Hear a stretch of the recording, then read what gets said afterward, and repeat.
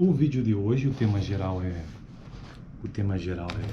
contabilidade, mas o tema específico, ou seja, a playlist específica é contabilidade básica. Eu estou utilizando este livro aqui como livro texto base, que está me ajudando a construir esse tipo de conteúdo por aqui, beleza? O link dele está na descrição, caso você tenha interesse. Então, é a Contabilidade Básica do José Carlos Marião, que foi um dos livros que eu, inclusive, utilizei na faculdade nessa matéria de Contabilidade Básica. E o que é que eu vou fazer hoje? Quero finalizar o capítulo 5. Afinal de contas, já estou no capítulo 5, ou seja, já estamos progredindo bastante no livro. E vou fazer um breve resumo. Tentarei ser o mais rápido possível aqui no vídeo, apenas tratando mesmo dos principais tópicos abordados então nesse capítulo. Este é o capítulo 5, que o título dele é o seguinte: Balanço Patrimonial, Grupo de Contas. Mas antes de qualquer coisa, sem mesmo constar sem nada disso, o que é o balanço patrimonial? É uma demonstração contábil, uma delas, tem várias, que evidencia basicamente os bens, direitos e obrigações de uma empresa. Ela evidencia, o balanço patrimonial evidencia o patrimônio da empresa como um todo, porque o patrimônio ele é composto, né, de bens, direitos e obrigações também. Então, por isso, o balanço patrimonial. E por que da palavra balanço patrimonial? Porque ele lembra, de certa forma, uma balança, por conta do comércio em si, né? Inclusive, já tratei sobre isso em outro vídeo. O próprio livro traz essa ideia, né, de balança, e tem que haver um equilíbrio, né, entre o ativo e o passivo. O ativo é o conjunto de bens e direitos, enquanto que o passivo é o conjunto de obrigações e também o patrimônio líquido, né? Beleza? Então, essa é a ideia do que seja balanço patrimonial. Mas, no vídeo de hoje, o assunto é outro, né? O grupo de contas, o que é que compõe o balanço patrimonial. E aqui no livro ele já começa trazendo, então, o conceito, né, do que seja curto e longo prazo, porque é importante ter essa ideia do que seja isso, contabilmente falando, para conseguir compreender o grupo de contas, né, que basicamente é uma divisão, né, entre aquilo que é circulante e aquilo que não é circulante no balanço patrimonial. Então, o conceito de curto e longo prazo, o que é isso? O conceito de curto prazo para este autor, neste livro, o que ele nos traz é que curto prazo é tudo aquilo até um ano. Então, até o período de um ano é considerado curto prazo na contabilidade. Normalmente, curto prazo em contabilidade significa o período de até um ano. E eu não vou trazer outros textos para não me alongar aqui no vídeo. Então, é importante entender isso. Curto prazo até um ano. E longo prazo, por sua vez, identifica um período superior a um ano, tá? O conceito de curto prazo em caráter de exceção está relacionado com o ciclo operacional do negócio. Deixa eu ver se eu encontro rapidamente aqui o ciclo operacional. Tá. O ciclo operacional é o tempo que se demora para se produzir, vender e receber o produto. Ciclo operacional, produzir, vender e receber. Então esse é o primeiro conceito aqui do vídeo de hoje, é o conceito de curto e longo prazo. Curto prazo até um ano e longo prazo a partir de um ano.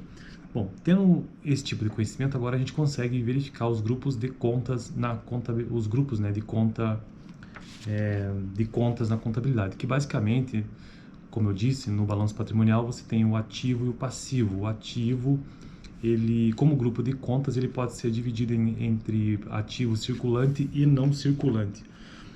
O ativo é o conjunto de bens e direitos. E aí, no ativo, se for o circulante, são classificados todos aqueles bens e direitos que podem ser convertidos em dinheiro no curto prazo, ou seja, até o período de um ano. Então é muito comum, e na verdade é isso que acontece mesmo, que na contabilidade o disponível, ou seja, o caixa e o banco esteja classificado em ativo circulante, por conta dessa questão de que ele pode ser convertido em dinheiro no curto prazo.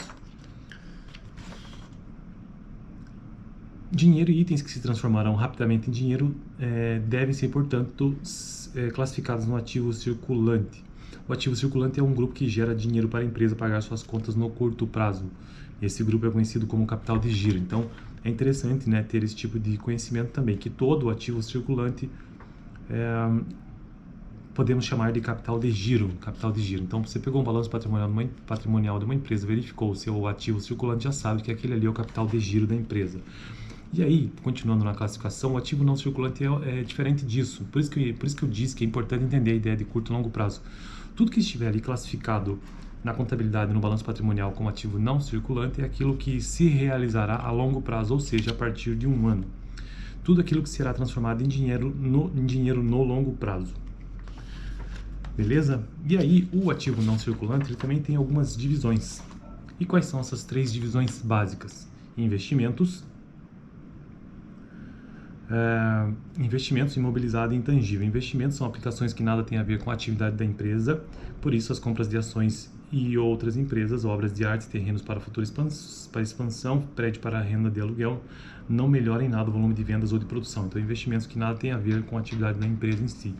Imobilizados são bens corpóreos, palpáveis, né, destinados à manutenção da atividade principal da empresa. Então, o terreno, enfim, tudo que tem a ver com o imobilizado da empresa e que está destinado à manutenção da atividade principal da empresa é classificado, então, como imobilizado no ativo não circulante. E, por fim, intangível geralmente são as marcas, né? Aquilo são direitos que tenham por objeto bens incorpóreos. Então, imobilizados são bens corpóreos, que têm corpo, e incorpóreos os que não têm, por exemplo, marcas, patentes, direitos em geral. Software pode ser também, né? Fundos de comércio. Beleza? Então, o capítulo começa tratando dessa ideia de ativo não circulante e ativo circulante com relação ao curto e longo prazo. E aí ele continua tratando também do passivo, que é a mesma lógica, a única diferença é que são as obrigações, passivo circulante e não circulante. Só que no passivo circulante são todas aquelas dívidas com terceiros que serão pagas no curto prazo, né? E o não circulante é aquelas no longo prazo, portanto, a partir de um ano. Mas no longo prazo, no passivo não circulante, ou também aquelas de longo prazo, se diz que é um grupo composto principalmente pelo exigível a longo prazo, que compreende as obrigações com terceiros, que serão liquidadas no longo prazo. As dívidas a longo prazo normalmente se referem aos financiamentos. E aí nós temos também o patrimônio líquido, que demonstra o total de recursos aplicados pelos proprietários da empresa. As aplicações dos proprietários normalmente são compostas de capital e lucros retidos, ou seja, a parte do lucro não distribuída aos donos, mas reinvestida na empresa.